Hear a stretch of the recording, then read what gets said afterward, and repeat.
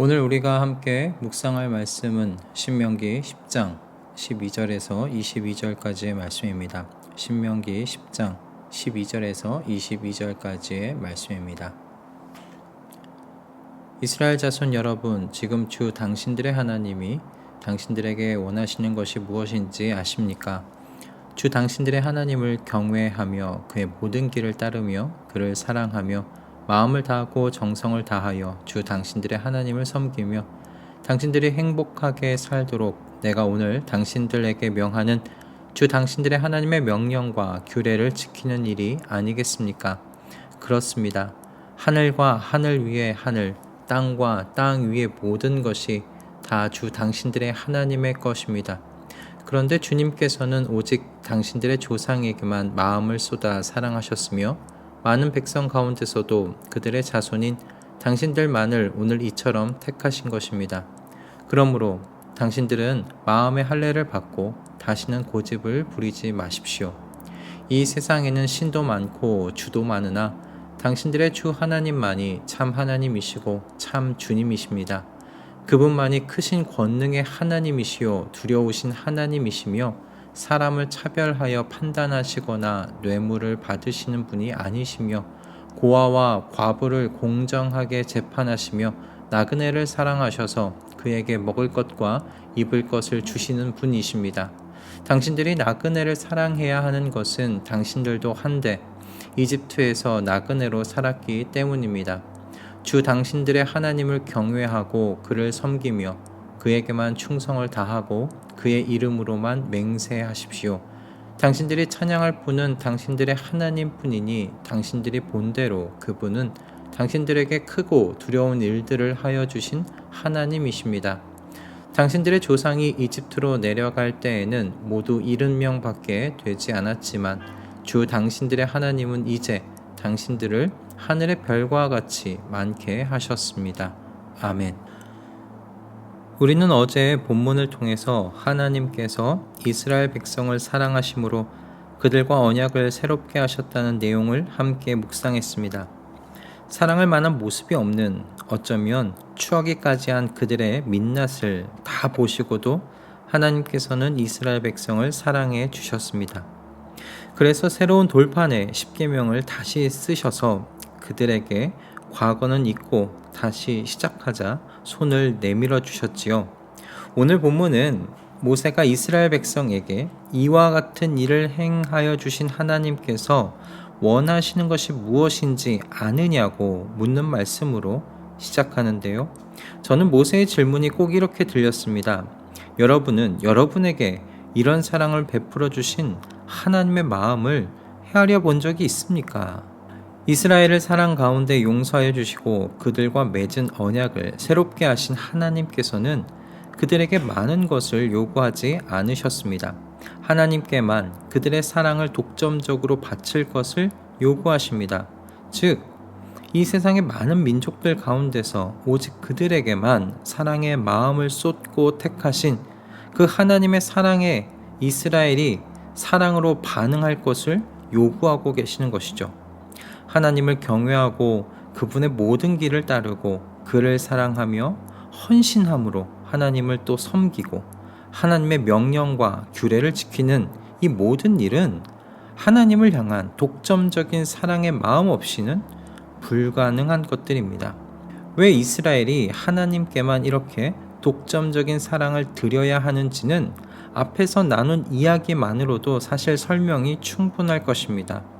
끔찍한 우상 숭배의 죄를 지은 그들이 하나님께 진멸되지 않고 오히려 용서받아 다시 하나님의 백성으로 살아갈 기회를 얻은 것만으로도 하나님께만 독점적인 사랑을 드려야 할 이유는 충분합니다. 하지만 모세는 또 다른 이유를 제시하는데요. 첫 번째는요, 온 우주의 주인이신 하나님께서 세상에서 약하고 수가 적은 이스라엘 민족을 택하셨다는 것입니다. 아브라함과 이삭과 야곱이라는 평범한 조상들을 사랑하시고 더 강대하며 세상의 영향력을 막강하게 행사할 수 있는 민족들이 있음에도 불구하고 이집트에서 종살이하며 살던 이스라엘 민족을 선택하셨다는 것이죠. 그래서 하나님께서 이스라엘에게만 마음을 쏟고 이 택하신 것, 이 일이 참 신비로운 일이라는 겁니다.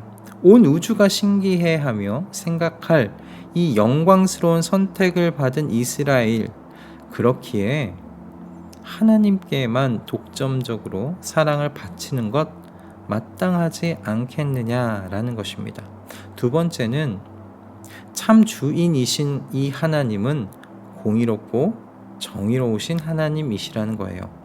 하나님께서는 사람을 외모로 판단하시어 차별하시는 하나님 아니시죠? 그분은 또한 뇌물을 받으셔서 판정을 굽게 하시는 하나님이 아니시라고 말하고 있습니다. 또한 하나님은 고아와 과부와 같이 세상에 의지할 데 없는 자들의 기댈 언덕이 되어주시며 나그네를 사랑하셔서 그들에게 먹을 것과 입을 것을 공급해 주시는 하나님이십니다. 즉 사랑하실 만한 것으로 가득하신 아름다우신 하나님이시라는 것이죠. 우리의 사랑을 바쳐야 한다면 이 하나님 외에 도대체 어떤 신에게 그 사랑을 바쳐야 하겠느냐는 이야기입니다. 이런 이유들로 모세는 이스라엘에게 하나님께만 독점적으로 사랑의 마음을 바치라고 말하면서 마음의 할례를 받고는 다시는 고집을 부리지 말라고 권면합니다. 모세도 알고 있었습니다. 하나님께만 독점적인 사랑을 바치려 할 때 방해하는 것들이 많다는 것을 말입니다. 사람의 마음 안에 있는 두려움과 염려, 걱정, 그리고 탐욕과 이기심 등 하나님께만 사랑을 바치기로 결단할 때 방해하는 것들이 사람의 마음 안에 가득한 것입니다. 그래서 그분의 뜻을 순종하는데 방해가 되는 모든 것들 잘라내야 한다고 모세가 말하고 있는 거예요. 어제 토막 뉴스를 하나 보았습니다. 그 헐리우드 영화 중에 스파이더맨이라는 영화가 있죠. 그 영화의 주인공으로 유명한 톰 홀랜드와 관련한 뉴스였습니다. 그는 자신의 정신적 건강을 위해서 인스타그램과 트위터 계정을 지우기로 했다는 뉴스였어요. 그의 팔로워 수만 무려 6,700만 명이라고 합니다. 우리나라 전체 인구가 다 그를 팔로워하고 있다고 보아도 되겠죠. 그럼에도 불구하고 그가 SNS 계정을 삭제하는 이유는 그곳에 올라오는 이야기와 글들이 너무나 자기 자신을 흔들어 놓기 때문이라는 것이었어요. 저는 그 뉴스를 보면서 이 톰 홀랜드가 자신의 건강한 정신을 위해서 6,700만 명이나 달하는 SNS 계정을 삭제하는데 하물며 온 우주 만물의 주인이신 하나님의 특별한 사랑을 받고 있는 우리는 하나님을 사랑하는데 방해되는 것들을 잘라내는 데 있어서 게을러서 될까라는 생각을 하게 되었습니다. 이 시간 이 말씀을 듣고 있는 우리 모두는 온 우주 만물이 너무 신비로워 살피고 또 살피는 하나님의 사랑을 받고 있는 사람들입니다. 도대체 저와 여러분이 얼마나 온 우주에서 중요한 존재들이기에 하나님의 아들께서 수치와 모욕을 당하시고 십자가 위에서 물과 피를 다 쏟으셔야 하는 것입니까? 예수 그리스도의 보혈이 흐르기 전까지 우리는 우주의 먼지와 같이 무의미한 존재들이었습니다. 그러나 우리 주 예수 그리스도의 피로 하늘에 계신 하나님을 아버지로 부를 수 있는 전 우주에서 특별한 존재들이 되었지요. 우리에게 이처럼 특별한 일을 행하신 하나님께서 우리에게 원하시는 건 특별한 일이 아닙니다. 이스라엘 백성들에게 요구한 것과 똑같은 것을 요구하세요. 하나님께만 독점적인 사랑을 바치라는 겁니다. 하나님의 특별한 사랑에 사랑으로 반응하라는 것이죠. 사랑은 그저 저 멀리 울리기만 하는 메아리가 아니기에 하나님을 경외하는 행동으로, 그분의 말씀에 순종하는 행동으로, 하나님께 헌신하는 섬김으로, 그렇게 행동으로 나타내라는 말씀일 뿐입니다. 그러기 위해 오늘도 우리는 성령의 할례를 받아야 합니다. 성령의 할례를 받아서 매일같이 갖가지 무거운 짐과 우리를 얽매는 죄를 벗어버리고 우리 앞에 놓인 다름질을 인내함으로 달려가야 하는 것입니다. 다름질 힘듭니다. 뛰다 보면 서고 싶어집니다. 멈추고 싶어집니다. 왜냐하면 목에서 피맛이 느껴지기 때문에 그래요. 그런데요, 여러분, 다름질은 뛰었다 멈췄다 하는 게 아닙니다. 목적지를 정해두고 중간에 쉬지 않고 뛰어야 한다고 합니다. 속도는 좀 줄어들 수 있지만 중요한 건 멈추지 않는다라는 것이라고 해요. 여러분, 하나님께만 독점적인 사랑을 바치는 일이 쉽지 않다는 걸 하나님께서도 잘 아십니다. 성령의 할례를 받아 하나님의 뜻을 순종하는데 방해가 되는 것들을 잘라내면서 이 다름질을 유지하는 것 힘들다는 것 하나님께서도 잘 아십니다. 그래서 완전한 하나님이시지만 또한 완전한 인간이셨던 예수 그리스도라는 모범을 우리에게 보여주신 것이 아니겠습니까? 예수님께서도 우리와 똑같은 길을 걸으셨습니다. 그런데 그분은 하나님 아버지께서 약속하신 미래의 기쁨을 내다보기를 쉬지 않으셨어요. 그래서 십자가를 참으실 수 있으셨고 마침내 하나님 보좌 오른편에 앉으셨습니다. 여러분, 기도의 자리에서 하늘 아버지의 약속을 굳게 붙잡으십시오.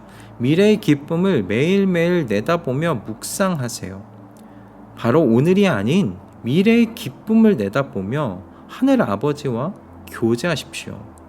그래서 매일매일 마음의 할례를 받고 오직 하나님께만 독점적인 사랑을 바치는 이 길을 멈추지 말고 우리 같이 뛰어가십시다.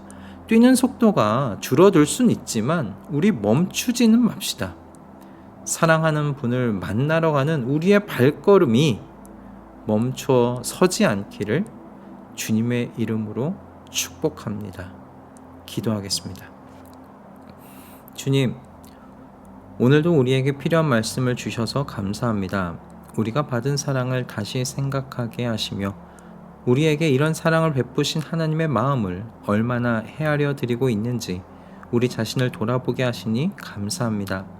주님, 주님께서 우리에게 원하시는 것은 주님의 사랑에 대한 우리의 사랑의 반응입니다. 그러나 그 사랑의 반응을 하는데 제거되어야 할 죄의 잔재들이 우리 안에 참 많습니다. 주님, 바라옵기는 성령의 불로 우리의 마음이 할례받게 하여 주시옵소서. 매일같이 할례받게 하여 주시옵소서. 그래서 모든 얽매는 죄를 벗어버리고 사랑하는 주님을 향해 가벼이 다름질하며 갈 수 있도록 은혜 허락하여 주시옵소서. 주님께서 우리의 모든 기도에 주님의 방법으로 주님의 시간에 응답하실 것을 믿사오며 우리 주 예수 그리스도의 이름으로 기도드립니다. 아멘.